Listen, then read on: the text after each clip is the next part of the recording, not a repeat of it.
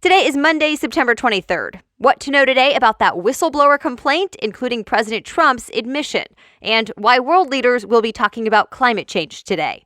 Plus, we're talking a cure for the common cold, Tinder's so-called swipe night, and the big winners at last night's Emmys.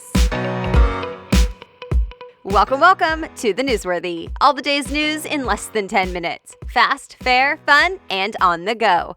I'm Erica Mandy. Thanks so much for being here. You ready? Let's do this. Was the conversation between President Trump and Ukraine's President Vladimir Zelensky appropriate and legal? What promises were or were not made? A phone call between those two leaders back in July is now under scrutiny. And yes, this has to do with that U.S. intelligence official filing a complaint about President Trump. Even as Democrats fight to learn more about what exactly that whistleblower's complaint says, some media outlets are now reporting new details. The Wall Street Journal and others cite sources who say Trump repeatedly pressured the president of Ukraine to investigate Joe Biden's son, Hunter, who has worked with the Ukrainian gas company. Of course, former Vice President Joe Biden is now running for president in 2020. Well, Trump admitted yesterday that he did discuss Biden and his son with Ukraine's leader, but he says there was nothing inappropriate about it. He called it a, quote, perfect conversation. In fact, he tweeted the real story is that the Bidens should be investigated. Well, Biden's response to all of this, he's saying the transcript from that phone call back in July should be released to see what Trump really said. And keep in mind, we still don't officially know what the whistleblower's complaint is about. The acting director of national intelligence and the Justice Department have blocked Congress from seeing the report. So now Fox News says House Speaker Nancy Pelosi is warning that either lawmakers are allowed to see those details by this Thursday, or House Democrats may enter a, quote, new stage of investigation. She didn't say it, but that could mean impeachment. To be continued. World leaders are headed to New York today to talk climate change at the United Nations Climate Action Summit.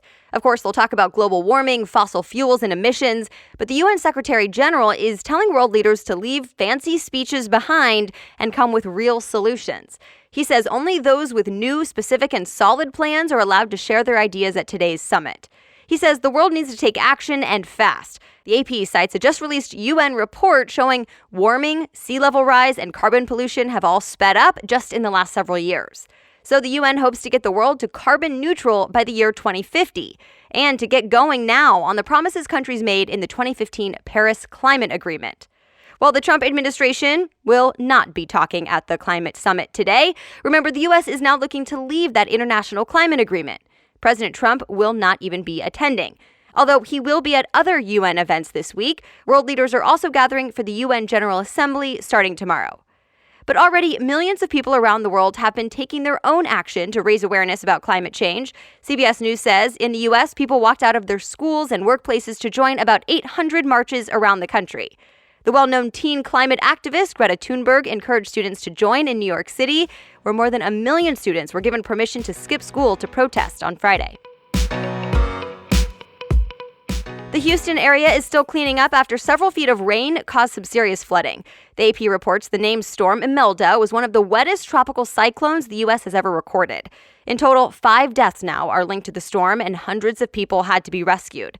The floodwaters are starting to go down now, making it clear that hundreds of homes and other buildings from Houston to across the Louisiana border are facing millions of dollars in damage. For other parts of the U.S., though, it's not rain, but heat that is setting some records. Even though today is the first day of fall, it will not necessarily feel like it. The Weather Channel reports temperatures will be in the upper 80s in the Northeast and lower 90s in the South today, and some places could see record highs by this weekend. There's not much you can do but wait it out if you get the common cold. Well, a new study found a cure may be possible.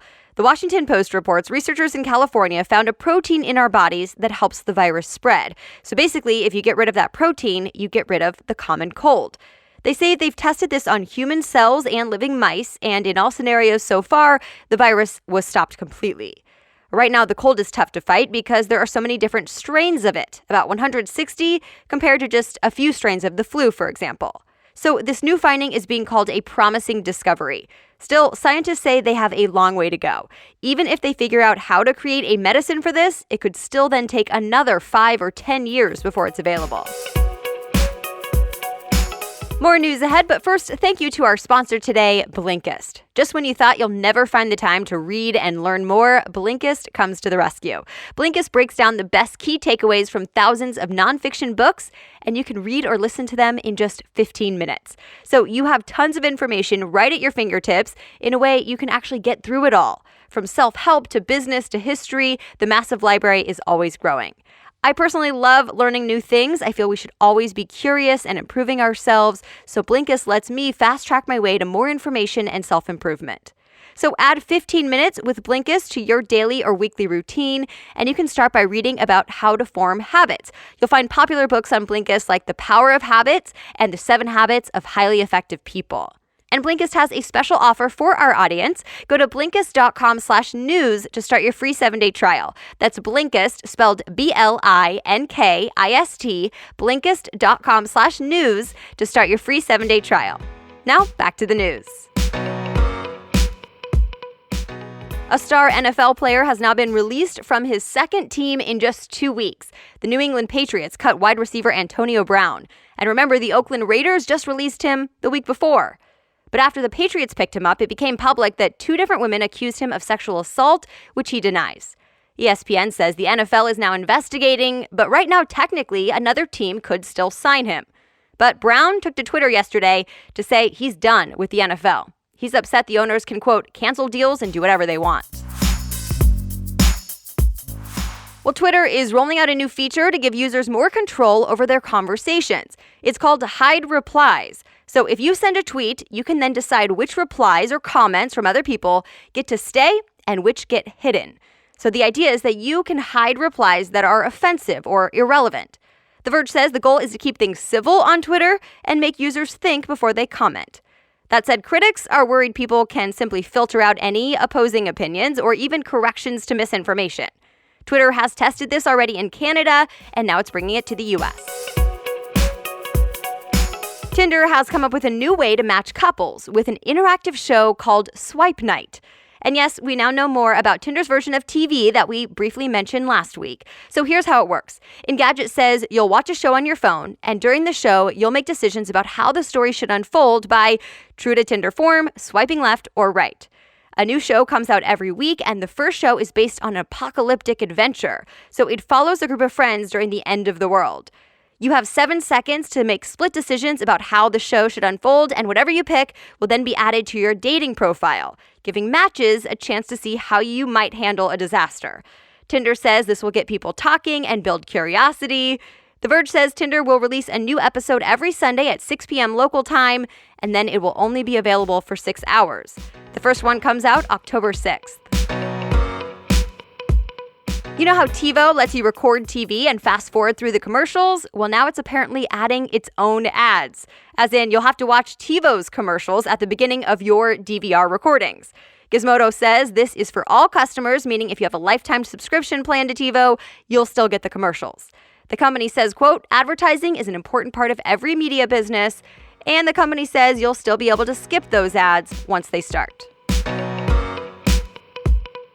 As expected, it was a big night for HBO's Game of Thrones at the Emmy Awards last night. The series went into the night with a record 32 nominations and went home with a total of 12 wins, including the big one for Best Drama Series. Yahoo Entertainment says that means Game of Thrones tied its own Emmy record for a dozen wins within a single season. HBO's limited series Chernobyl also had a big night, winning 10 Emmys, but Variety says it was surprising that HBO's Veep was shut out. As for comedies, Amazon Prime went home the winner thanks to Fleabag and The Marvelous Mrs. Maisel. And for the first time in 16 years, this year's Emmys had no host. You can see all the surprises, snubs, winners, and losers in today's show notes. And from TV to movies, it was a big weekend at the box office for Downton Abbey. Yes, the movie based on the popular series was #1 at the box office, bringing in $31 million for its opening weekend. Variety says it was a bit of a surprise because the movie was only expected to make closer to $20 million. Ad Astra came in second at the box office, and third place went to Rambo: Last Blood. And that's it for the main news today, but now it's time for Money Monday, where we talk about one interesting money-related news story you should know. But first, today's Money Monday story is brought to you by MyWallSt, an investing companion to help you invest and learn on the go. And today we're talking about early retirement. Is it possible? NBC News cites a Bankrate survey that found nearly half of all millennials expect to retire before the age of 65. But some say that might be a little ambitious. NerdWallet found, for example, millennials are facing both student loan debt and rising rents, which could make it tough to retire until the age of 75. But some experts told NBC News it doesn't have to be unrealistic to retire early. If they want to reach that goal of retiring before 65, it'll take some strategy now, like making regular payments against their loans and making sure they're paying off the higher interest debt first. Also, put as much money as possible in that 401k and invest in a diversified portfolio. This Money Monday story was made possible by MyWallSt. For more information, visit mywallst.com/newsworthy. All right, thank you so much for listening today. As always, you can read more about the news stories we talked about in this episode right in your podcast app, or go to thenewsworthy.com/show notes. The Newsworthy is ready for you to listen every weekday by 4 in the morning. I'll be back with more news tomorrow. Have a great day.